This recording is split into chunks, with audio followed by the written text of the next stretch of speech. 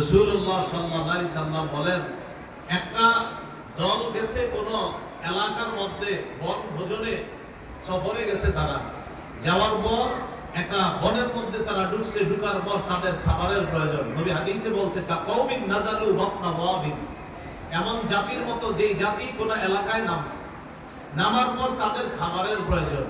তালাশ করে দেখে তাদের সাথে রুটি আছে, তেল আছে, জ্বালানোর জন্য আপনার আগুনেরও ব্যবস্থা আছে, শুধুমাত্র লাকড়ি নেই। তেল আছে, রুটির জন্য আটা আছে, আবার যে আগুন জ্বালাবে এরকম ব্যবস্থা আছে, কিন্তু আগুনটা জ্বালাবে যে কাঠের মধ্যে, কাঠ নাই, লাকড়ি নেই, অর্থাৎ লাকড়ি আনতে ভুলে গেছে। এখন আপনারা বলেন তো, রুটি তৈরি করা কি সম্ভব হবে? আমির সাহেব বুদ্ধি করলেন, কি করা যায়? সবার পেটে খিদা, খাবার দরকার, রুটি তৈরি করতে গেলে অনেক সময় প্রয়োজন, লাকড়ি তৈরি কারে পাঠাবো? যদি একজনকে বলি লাকড়ি সংগ্রহ করতে, তাহলে এই ব্যক্তির পক্ষে লাকড়ি সংগ্রহ করা অনেক সময় লেগে যাবে। আমির সাহেব বুদ্ধি করে কি বললেন? সবাইকে বললেন, তোমরা প্রত্যেকে একটা একটা লাকড়ি নিয়ে আসো।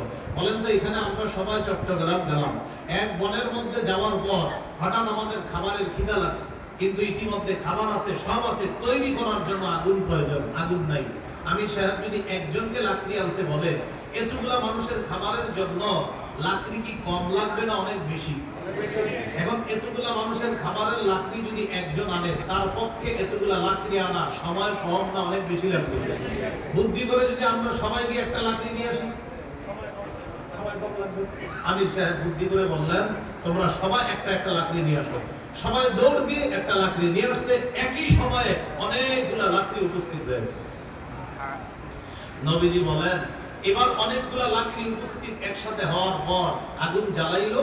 এই আগুন এখন দাউ দাউ করে জ্বলে, সেখানে রুটি বানানো সহজ। আমার উম্মত একটা একটা গুণা করলে একটা একটা একটা একটা একটা একটা, তুমি সকালে করেছো একটা, একটু পরে করেছো আরেকটা, আবার করেছো আরেকটা, তুমি আজ করেছো একটা, কালকে করেছো আরেকটা, কালকে করেছো আরেকটা, পরের দিন আরেকটা। হুজুর আমি একটা করছি, এরপরে কয়েকটা করছি, আবার কয়েকটা। নবী বলেন, তোমার কাছে মনে হচ্ছে এক এক এক, এবার মিলাও তো, মিলাইলে দেখবা অনেকগুলা হয়ে গেছে। অনেকগুলা লাকড়ি যেমন আগুন জ্বালায়া সব তসতস করে দিতে পারে, অনেকগুলা আলাদা আলাদা গুনাহ একসাথে হয়ে তোমাকে ধ্বংস করে দিবে।